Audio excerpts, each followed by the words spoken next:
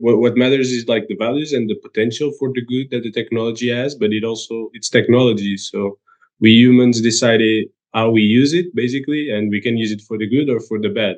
So if we use it to empower people, to increase transparency, to reduce corruption or other issues in the world, then it will be amazing technology. If we use it like CBDCs to control people, to centralize power, it will be extremely negative. So the technology in itself will be what we make of it, and what we make of it is the cultural side, right? What's really important to me is continuing to elevate the values that Bitcoin started with, and as you say, like for those values to create opportunities for people to exercise more freedom in the marketplace and within their nation states and within their communities. And so I think it's really important that we don't lose sight of that. ChainReaction, this is a podcast between MC and me, Rafael. And we are basically just two friends that care about cryptocurrency and that want to speak about important issues that happen in the cryptocurrency market related to the principles of cryptocurrency as well. And today we are going to talk a little bit more about stablecoins, specifically Circle and its USDC stablecoin and how it relates to Cardano. So yeah, today we want to take a closer look at Circle, which is a company that produces a stablecoin known as USDC. And it just so happens that USDC is number 2 by market capitalization next to US dollar Tether, which has the larger market cap. But we do see USDC growing in the marketplace. Really, I would say USDC's value proposition is a business philosophy of compliance first. So today we want to take a little bit deeper look into what does that mean for Circle, compliance first. What does that mean for potential users of Circle's stablecoin, USDC? And how might that compliance first business philosophy interact with other values within the cryptocurrency space, such as decentralization? We'll also take a closer look at some news regarding the possibility of USDC coming to Cardano, which is another blockchain ecosystem, another community around a cryptocurrency token called ADA. So I know we're throwing a lot of jargon out, and I want this conversation to be friendly towards those who perhaps are less familiar with cryptocurrency as a whole, stablecoins, Cardano, etc. So maybe we'll roll back a little bit and start with a baseline, a very brief baseline description of what are the ethics, so to speak, of the cryptocurrency community. And I'm thinking specifically of Bitcoin and some of the values, so to speak, of why Bitcoin was created in the first place. Bitcoin being the first cryptocurrency, some of the principles behind it, why was it created in the first place? What do we think that the creator of Bitcoin, Satoshi Nakamoto, intended to do by creating a peer-to-peer payment system? Well, that's a topic with a lot that I could say. So I'll try to keep it short, simple. I'll miss a lot of the things, but anyone is always free to research more about Bitcoin on their own time. But I think it came on the onset of the 2008 crisis, and as a response to all the financial issues we were having with our fiat money, and basically everything that happens with the supply, it's constant inflation and how it hurts individuals. And basically with Bitcoin, besides solving the problem of having the possibility of having electronic money, because it solved issues like the double spending issue and etc. One of the things in terms of values and ethics is to remove the money, the control of money, from the power of centralized governments, of central banks, and actually have a fixed supply of money that could not be tampered with, could not be corrupted, no one could control, and that was also predictable in the way it grew, and to allow people to be able to exchange between themselves value without having to rely on centralized entities, without having to rely and depend on intermediaries, and consequently have more power over their lives, be more empowered financially to create value, to store value, and to spend it however they want. And that's, in fact, I think this is important to mention, although it's something that's not directly related. That's, in fact, one of the properties of money, that it should be a store of value. And, if you think about it, the money we have today with inflation is not a store of value. Even if inflation was controlled at 2%, the effect of inflation across the years, it's like compounding interest, but compounding interest working against you. So it's definitely not a great way to save what you produced today. And Bitcoin does come to resolve that issue and give us other possibilities. And like gold also does, but I think Bitcoin is much more easier to exchange because you can do it from your computer online in a matter of minutes. Absolutely. I think those are all great points. And I think the reason I bring, even though Bitcoin is not really the topic of the day for our podcast, I wanted to kind of start there because of some of the principles behind Bitcoin, decentralization, and what that means. You mentioned a lot of important traits of Bitcoin, Rafael, store of value. I think for today's conversation, this idea of decentralization is really important. That a currency such as Bitcoin could not, to put it another way, is manipulation resistant. I started to say could not be manipulated, but it's difficult to make, it's difficult to draw that line in the sand because we don't know what the future holds. But I think it's at least fair to say that Bitcoin is manipulation resistant and censorship resistant. And why does that matter? Well, I have just a brief example that I wanted to share. Many of our viewers may be familiar with WikiLeaks and Julian Assange, who's an individual, a journalist who's been in the news recently because the United States is trying to extradite Julian Assange from the UK to stand trial in the United States for what the accusation is, that he committed treason against the United States, even though he himself is not an American citizen. He is a citizen of Australia, who back in 2000, from 2004 to 2009, some documents were leaked to Julian Assange, who was the leader of a online journalist platform called WikiLeaks. And these were pretty earth-shattering, sensitive documents relating to the Iraq War, which indicated that there were actually many civilian deaths that took place during the Iraq War, and that these civilian deaths had not been disclosed to the public.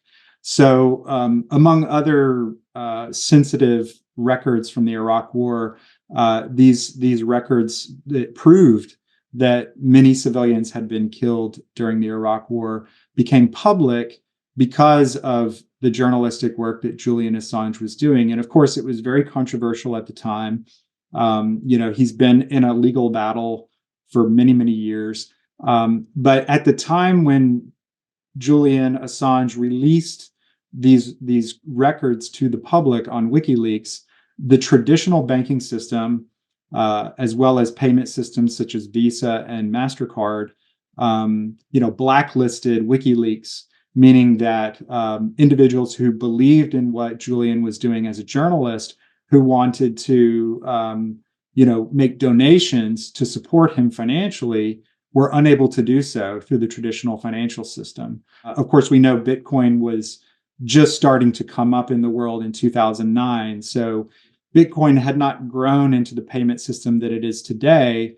He would not have been able to receive Bitcoin as financial support. But people have looked backward at that period in history and said, had we had Bitcoin as a widespread payment system back in 2009, people who believed in the journalism that Mr. Assange was doing would have been able to support him financially. So that's just a bit of an aside, but I think it's an important story about what it means for a particular form of payment, a currency, to be censorship resistant and manipulation resistant. And that's going to come back into the theme of what we're discussing as we get a little further into talking specifically about USDC. So maybe now would be a good time for us. We've covered Bitcoin as sort of like some of the founding principles of crypto, that we've placed on the shoulders of Bitcoin. So maybe now we can pivot a little bit and talk about what is Cardano for folks who are newcomers to the Cardano ecosystem. So Rafael, maybe briefly, could you please give us a description of what is Cardano? How did you first learn about Cardano? And what attracted you to the Cardano ecosystem?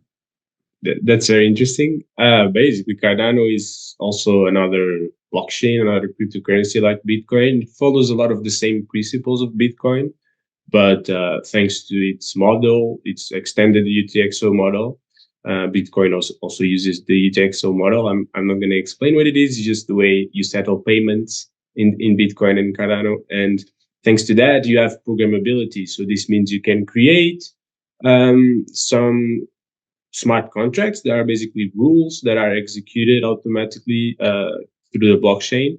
That's very interesting. It could be used for a contract between two parties, for example, for a lot of other use cases. And that's why we have all these projects building on top of blockchain. And I think, Cardano has a lot of the same principles. It wants to basically empower people financially. It has a big focus on Africa, for example, where people don't have access to financial tools that we take as granted, basically, like banking, lending, whatever. And do you recall what attracted you to the project? Yeah, to be honest with you, I think I started how a lot of people start, but maybe that's what I hear. I started more from the financial perspective. I was starting to invest in the stock markets. Then I heard about Bitcoin and Ethereum. Contrary to what most people did, after doing some research, I decided to invest first on Ethereum, maybe because I thought Bitcoin was already more established. And I thought Ethereum, even considering the smart contracts, could really see a lot of growth. And from there, I started to get into this world, learn more about other projects, and I started learning about Cardano. And then also, for example, seeing some of the videos of Charles Hoskinson, seeing some of the principles, and invested on it as well.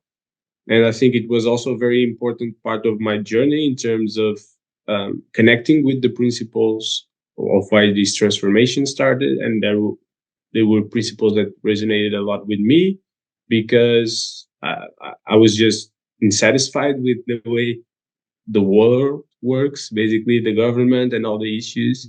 And it was interesting to see an actual solution being developed, an actual technology with the potential to solve a lot of the issues we have in our current world. And people sometimes, and even myself, we underestimate the effect of economics in the world. And a lot of the things that happen in our lives are all due to economics, are all due to money, are all due to like the personal incentives of people. So basically, economics is almost that. It's like the connections between people and how they exchange value between themselves. And that influences every aspect of our life. And if we fix the economics, we can fix a lot of the other issues that are associated with it. I totally agree. And that's one reason why I struggle a lot with what has happened to the banking system in the United States. And we could talk about that for another couple of hours. But, one of the things you mentioned earlier when you were discussing Bitcoin is how inflation has really robbed ordinary citizens of their purchasing power.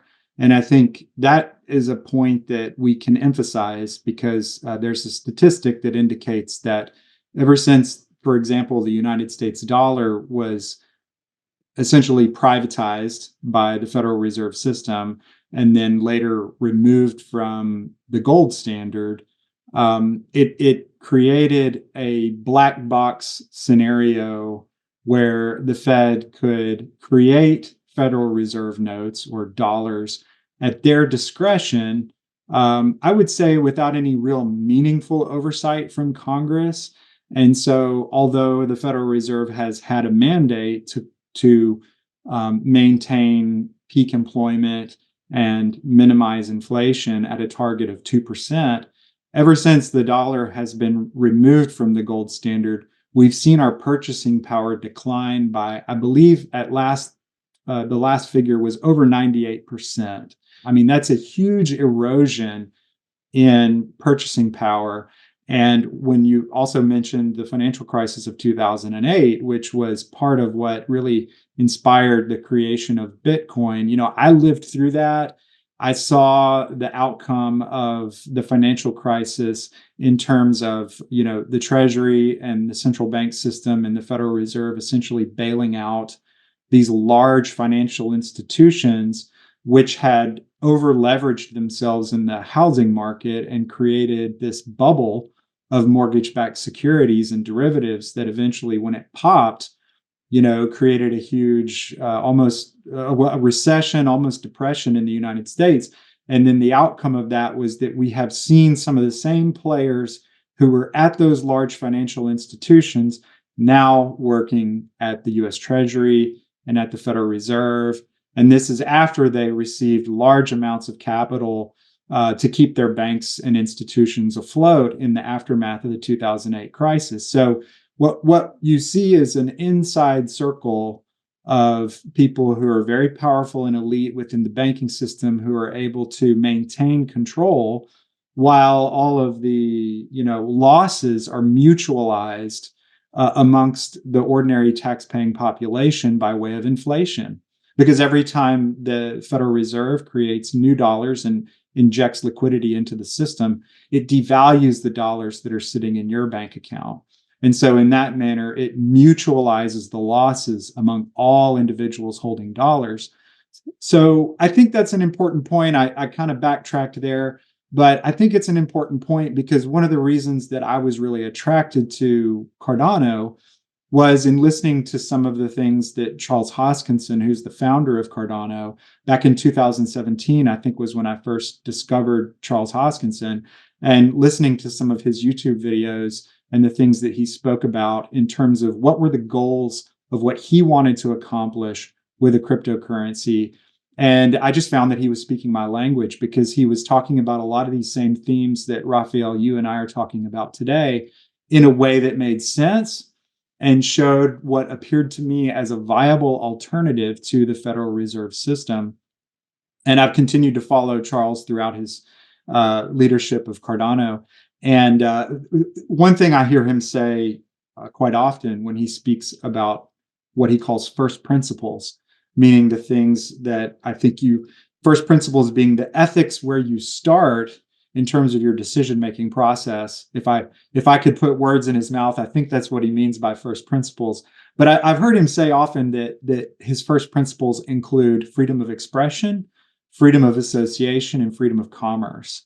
And in all three of those avenues, you have the potential through economics, through finance, to increase people's freedom and flexibility to make their own decisions in terms of how they invest, how they use their money.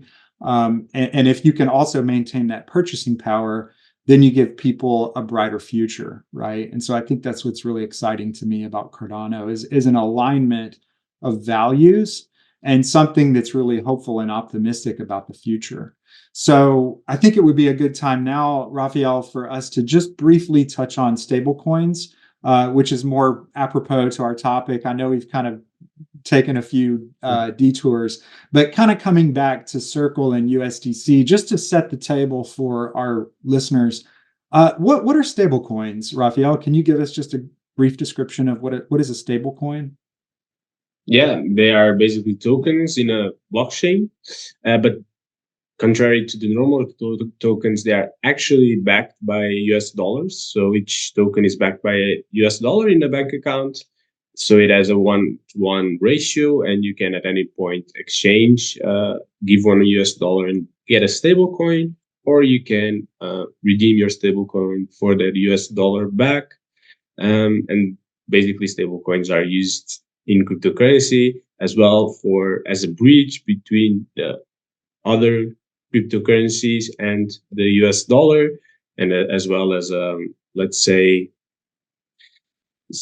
something that provides you with a little bit of more predictability in terms of price, let's say that, and some comfort, right? Absolutely. So like as a tool in, for instance, DeFi and investing, how do investors typically use stablecoins? Because they're obviously they're not purchasing stablecoins to see the value go up. So, just to kind of compare and contrast a little bit with, say, Bitcoin, which, we've seen some peak prices during this bull market, towards the first quarter of this year, we've seen Bitcoin reach new nominal highs.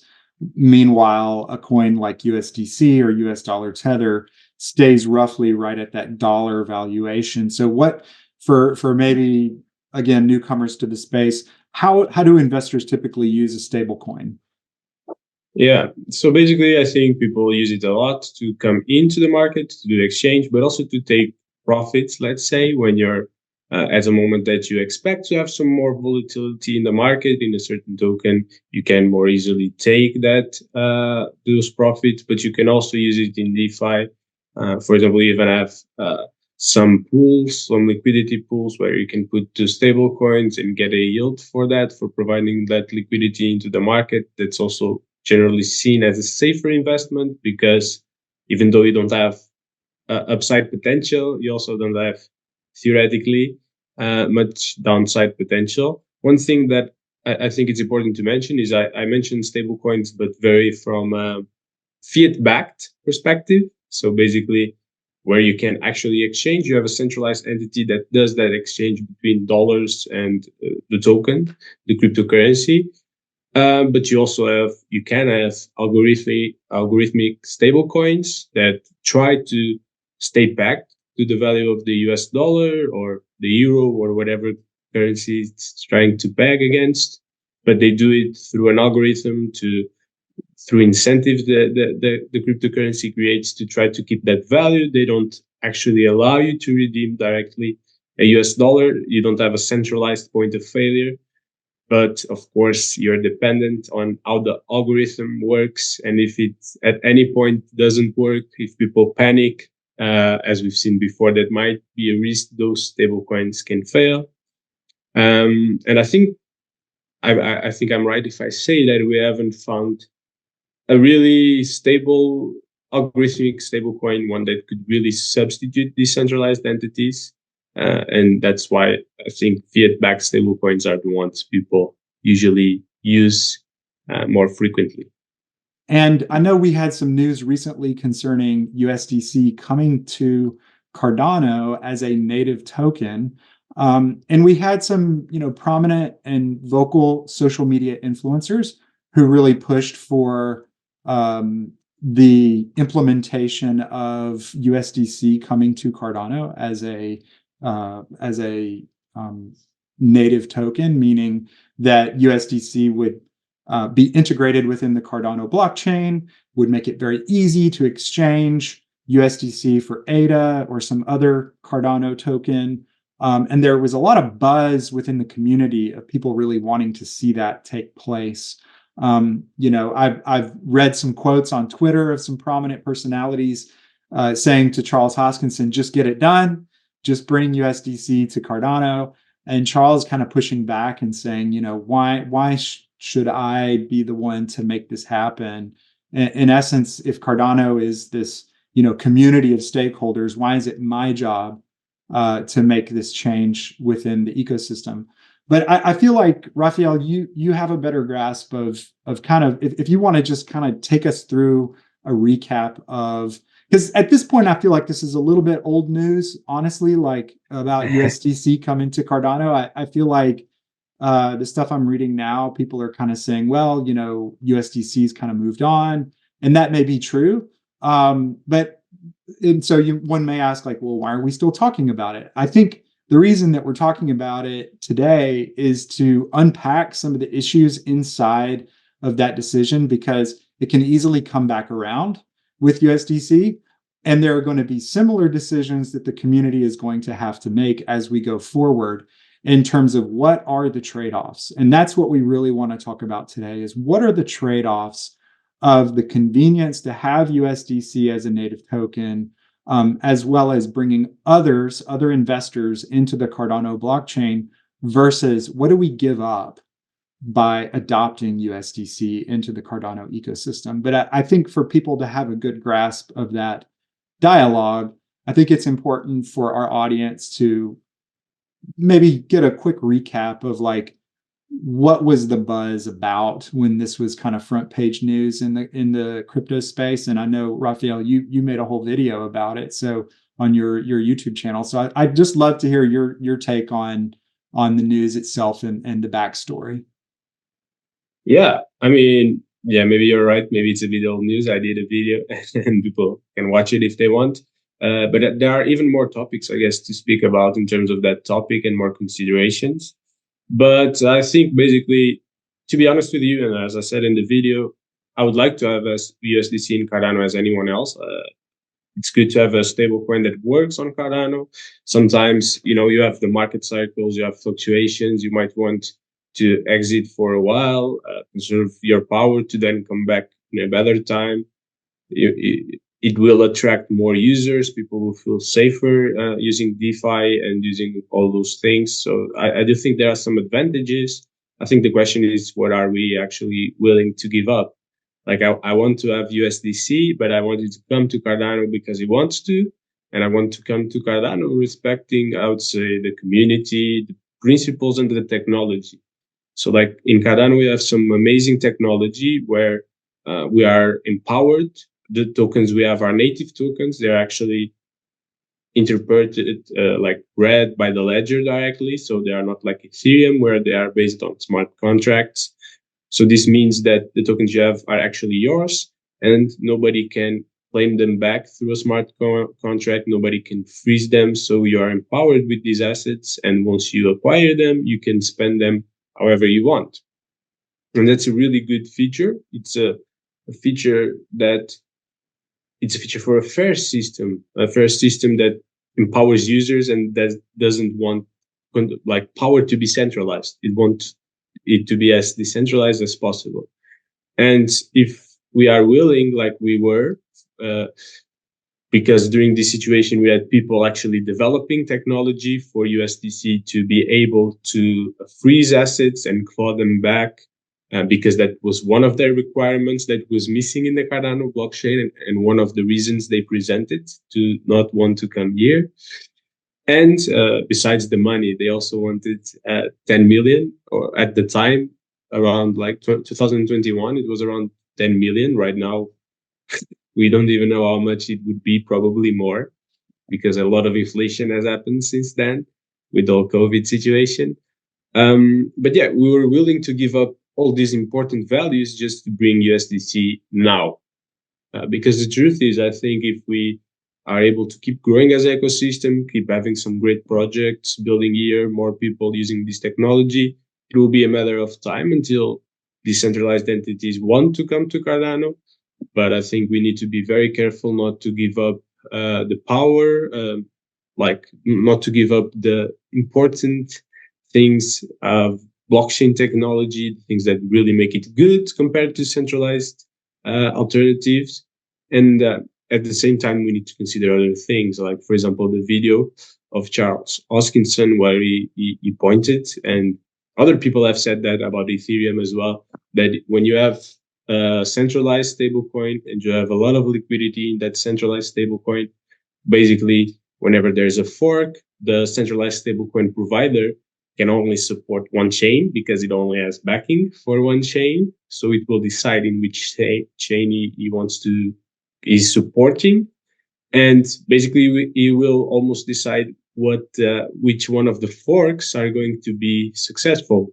And at the end of the day, one of the forks can be like, because I don't know, a more centralized fork, more compliant with laws, and the other one could be a more decentralized fork that is empowering people and the values they think are important. And at the end of the day, the centralized fork wins because that's what the centralized company with all the liquidity is supporting, and most people will just accept it, right? Yeah, I think this is really an important point, and I want to camp out for a second on one of the demands that Circle made, meaning that one of their requirements of Cardano is the ability for Circle to blacklist addresses on the blockchain, meaning the ability to shut off payments of USDC stablecoin from one wallet to another wallet on the Cardano blockchain. So, to kind of reflect back on the story that I shared about WikiLeaks and Julian Assange, what if you have someone who is like politically controversial figure, or a journalist who's doing some controversial work that some centralized stakeholders want to silence? Well, we run right back into the same problem that we would have had back in 2009, where Visa, MasterCard, and the banking system could just literally shut off donations to WikiLeaks.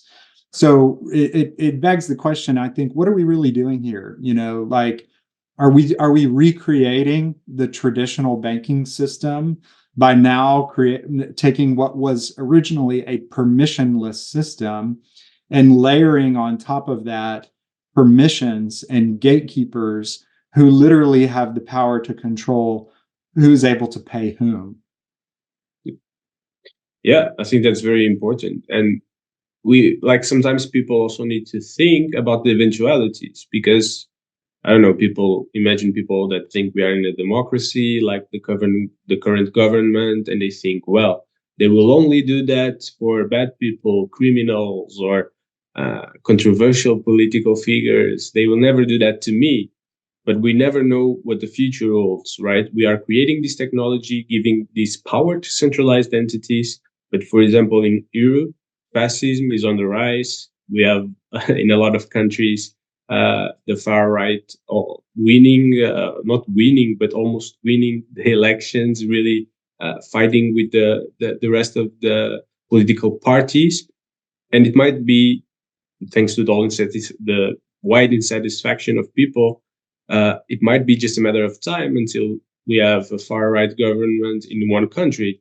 And imagine that, I don't know, they decide that now they will start rationing food, and they decide that you cannot buy more than 1 kilo of rice per month or per week or whatever. And basically, you have here, this is like a very extreme case, but those things are important to think about.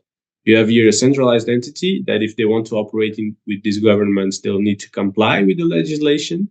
The governments can force them to apply this legislation, and they will use this to stop you from spending your hard-earned money or hard-earned value however you want, because they have the power to do so. And because this technology that could be great, that could really empower you, now basically it's taking your freedom, which was the opposite reason why it was built.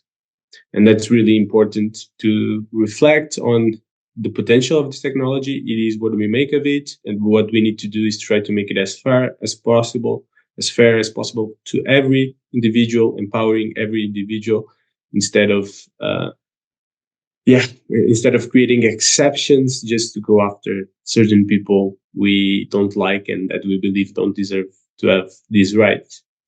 And I think that's the spirit of decentralization, is really leveling the playing field in terms of, people's access to the financial system. Why should one group have authority over another group to control how those individuals are able to use the assets and the funds in their wallet? That's the whole premise, I think, or part of the premise of decentralization. And it runs contrary to the traditional financial system, where you have centralized authorities who can literally turn off the flow of funds. I'm thinking of the protesters in Canada, the truckers who staged protests because they just didn't want to get the COVID vaccine. They didn't trust it. It's their body. They feel like they should have a right to be able to say no to having a vaccine, injected into their body. And so, they used the power that they had, which was to drive their trucks up onto the road and park and stop the flow of traffic to say, this enough is enough. And then we saw how they were targeted at the banking level. So I think that also speaks to what you said earlier, Rafael, about the power of economics and finance to influence politics and our daily lives and so on and so forth. That really finance and economics has a tremendous leverage over our choices. And that's why I think, Charles so often says freedom of commerce, freedom of association, freedom of expression. If our money is free in the sense that it's a level playing field for everyone, then we retain a certain amount of self-sovereignty, which is, I think, part of what the struggle is for. And that's why I'm when I looked more closely at Circle, I became concerned about their compliance first philosophy to business. And I dove into some information that's just right there on their website, where they publish links to their political activism, their lobbying, and testimony that they've given, their representative has given at the US Congress level. And so I wanted to kind of maybe dive into that and unpack that a little bit. What do you think, Rafael? Yeah, I mean, I think first, just highlighting what you said is really important. I think that example, that's what crossed my mind when you start talking about Julian Assange, because it was a real example where people like the truckers were donated Bitcoin to be able to continue with their protest, for people that, I don't know, they felt compassionate about the truckers maybe, or they wanted to support their cause. But I think that's really important. It's a use case of how Bitcoin and other decentralized money, cryptocurrencies could actually, empower people. And at the end of the day, it's important to remind everyone that they were just truckers, regular people like you and me. They just had an opinion and they wanted to express it. But as it was not a popular opinion for the government, they decided to take away their wealth. And that's crazy, It's like, it doesn't sound fair at all. It doesn't sound democratic at all, I would say. But coming back to Circle, sorry for the detour. No, but, that's... yeah, tell me. I wanted to give you a chance to kind of close that thought. So there's a lot here on this political action and compliance first sort of business philosophy, and I'm trying to figure out where to really jump in. But I maybe what I'll do is give a little bit of just kind of a brief overview, and we can pick and choose some specifics that we want to talk about. But I looked at a recording of congressional testimony that was given by a Circle employee named Carolyn Hill, who's their senior director of global policy and regulatory strategy. And Ms. Hill, her background is she worked previously for the US Treasury as a sanctions investigator, also in anti-money laundering, countering financing of terrorism in Africa and the Western Hemisphere, which is on her LinkedIn profile. So now she's no longer actively working as a regulator for the US Treasury. She's working as senior director of global policy and regulatory strategy for Circle. And she gave a testimony before Congress. And one of the things that I noticed at the beginning of the testimony was she was speaking to a congressman, and I've got his name here somewhere if I can find it. But the title of the testimony, or the title of the congressional hearing, was Crypto Crime in Context, Examining Approaches to Combat Illicit Activity. And it was Congressman Stephen Lynch whose statements kind of kicked off the discussion with Ms. Hill, where he made statements that clearly associate anonymity with crimes such as malware, ransom attacks, international terrorist groups such as ISIS, and whom he says use anonymity tools such as cryptocurrency mixers to raise funds for terrorist operations. So the political emphasis of this kind of opening statement and this congressional testimony was the lawmakers saying to those assembled, implying that online anonymity is paramount to criminal activity, which for me raises some important questions. I will say, first of all, because I've recently read Edward Snowden's book called Permanent Record, I have to say from the outset, I'm not sure that online anonymity is truly possible anymore in the world we live in. Just being realistic about where we are with the level of surveillance that's taking place at organizations such as the American National Security Agency, the NSA, the CIA. If you're familiar with Edward Snowden's leak, who was an NSA employee, he leaked information to journalists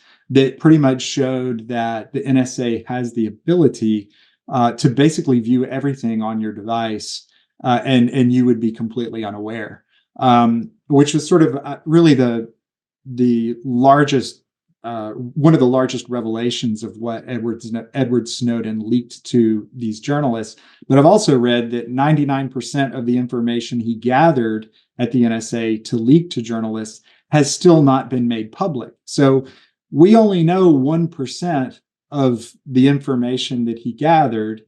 And within that 1%, it's been acknowledged that the NSA has the capability to spy on private citizens, as well as our allies overseas, such as the UK and Australia. So I have to make that disclaimer that I'm not so sure online anonymity is even still a possibility in this day and age. But at the same time, are we ready to associate all anonymous activity, aka privacy, with criminal activity? And I'm not ready to say that. I think people have a variety of reasons why they want to maintain their online privacy, not least of which journalists who may be working in a nation state where they don't have the same protections for free speech, or even just ordinary individuals who want to connect and have a conversation like Rafael and I are doing now across borders. So I'm not ready to go there, but it seems to me that Circle is, because among their other recommendations to US lawmakers is a recommendation for a government-issued digital identity, okay, which, I know that's a whole subtopic we could discuss, but, if all of us were required, when I say us, I mean online actors, market participants within the cryptocurrency space, investors, if we were all required to attach every single commercial action on the blockchain to a government issued digital ID, then you can forget about any sort of trace of privacy, right? Everything is being more or less monitored in that scenario. And among other statements that Ms. Hill made before Congress was the advocating for some of the same Bank Secrecy Act regulations that we see in the traditional financial system, amongst which is the practice that's part of the Bank Secrecy Act that requires banks to conduct customer due diligence profiles, i.e., monitoring bank customer transactions. So just to quote from the Bank Secrecy Act, which is a law that banks are required to follow, presumably to prevent money laundering and other illicit financial activities, the Bank Secrecy Act says banks must apply a risk-based approach to customer due diligence, including developing risk profiles of their customers. More specifically, banks must adopt appropriate risk-based procedures for conducting ongoing customer due diligence that, among other things, enable banks to, one, understand the nature and purpose of customer relationships for the purpose of developing a customer risk profile, and two, conduct ongoing monitoring to identify and report suspicious transactions, and on a risk basis to maintain and update customer information. So essentially, the Bank Secrecy Act is requiring banks to monitor and surveil customers and to apply a customer due diligence risk profile to customers' commercial interactions within the banking system. A really simple way of saying that is banks are required to conduct surveillance on all of our interactions within the traditional banking system. And so, so Circle is essentially advocating for the same level of scrutiny and surveillance as what takes place within the Bank Secrecy Act. And I just think that whole idea runs counter to the first principles we discussed at the beginning of our conversation related to decentralization, freedom of commerce, freedom of association, freedom of expression, and essentially like financial sovereignty. I just think it runs counter to all of that. So I'm going to pause and let you respond, Rafael, because I've been on quite a monologue here. No, yeah. I think it goes against all of that. I think for privacy, there are many use cases you might want privacy, even for your financial life. For example, you might not want people to know exactly how much you own. You might be a company, you're doing a business deal and you want to keep it safe. You might have a lot of use cases, like you said, the conversations, any other kind of interactions, medical records, for example.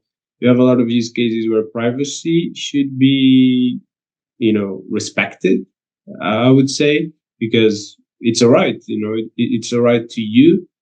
And the truth is, like, we are coming into a society that's a bit different from what we expect or what we deserve, I would say, because we talk a lot about human rights and all these things. And at the same time, we are not respecting the basic human rights, things like privacy, like freedom of speech. Those are being disrespected by other things that I would say are less important just because they are not pillars of our freedom. And that's really worrying because, for example, America started as a land with the founding fathers that wanted everyone to be free, to have equal rights. And right now, it doesn't feel like that. It feels like you have a big government, a big structure that controls everything and wants to keep everything under control in the several different areas, not in your country, with your citizens, but also even outside if they can. And I'm not saying nothing. I think that's something every government is trying to do. But that's it. Maybe the government, a few people, a few entities are starting to have too much power.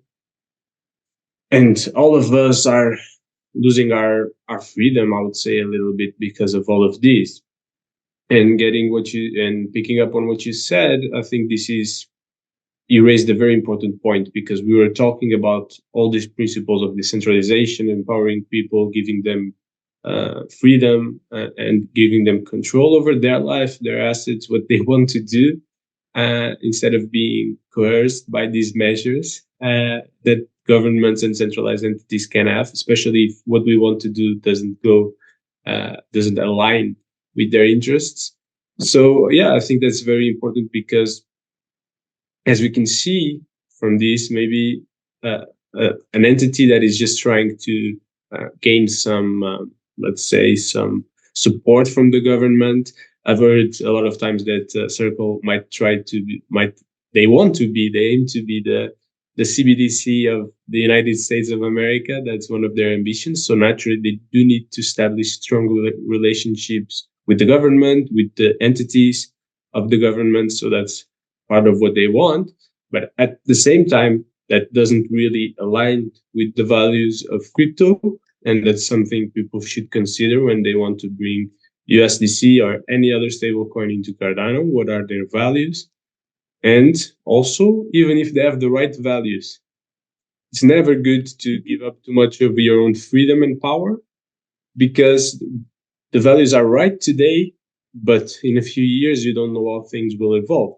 And for example, in America and other places, things have been moving slowly. So we started with a lot of freedom, and slowly this freedom was taken away. Slowly taxes were increased. Slowly the gold standard went away, and now you have fiat money controlled by an entity. And slowly everything changed, and I think we all find ourselves in a very tough spot, even if we don't realize it. So yeah, I think even in that case, it's always better to have to empower yourself and as an individual, and empower everyone else and respect our freedoms, right? One thing that occurs to me, do you recall the title of the Bitcoin white paper, Rafael? Out of the top of my mind, I don't think so. Yeah, and I don't, I'm probably misquoting a little bit, but I believe the title of the Bitcoin white paper was Bitcoin, a peer-to-peer cash payment system, something along those lines. Yeah. And I clearly remember that the phrase peer-to-peer was in the title of the Bitcoin white paper.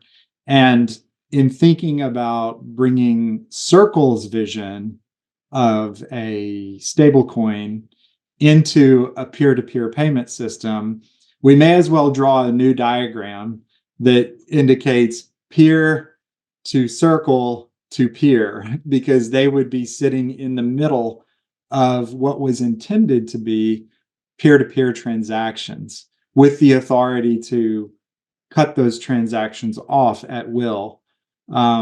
So yeah, I mean, I know as we kind of move forward in this discussion and kind of thinking about where the Circle, interaction with various blockchains is at this moment, I wanted to share this chart, which is the title of it is Circles Cross, or CCTP, which stands for Circles Cross Chain Transfer Protocol.